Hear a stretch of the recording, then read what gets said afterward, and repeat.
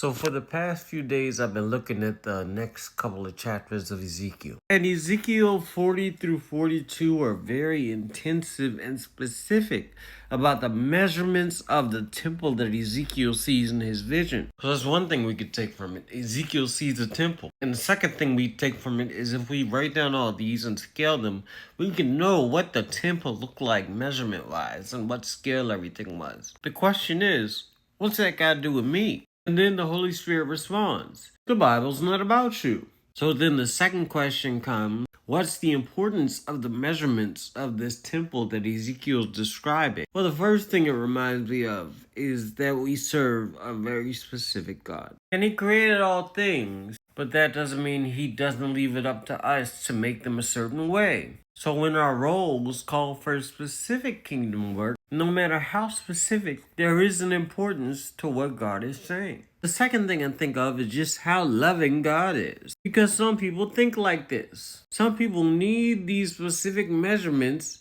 because in their mind, they want to visualize exactly what Ezekiel saw. And so the Lord makes it very specific and Ezekiel writes it down so that thousands of years later, we can look at it and the people who have minds like that are like, oh, wow. And also, have you ever played Simon Says? Well, if you do something that Simon doesn't say, Simon says, oh, Simon didn't say that, and you're out, right? Well, this is one of the many versions in the Old Testament of God Says, where God gives a specific standard to how things are supposed to be. And He expects it to be done that specific way. And yes, we serve a God of mercy, but we also serve a just God.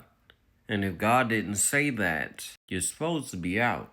I don't see the main purpose in the Holy Spirit guiding Ezekiel to write down all the specific measurements of the temple that he saw. But I do know there's a greater reason, and let's continue to pray that He reveals it to us. And if you do know, drop it in the comments.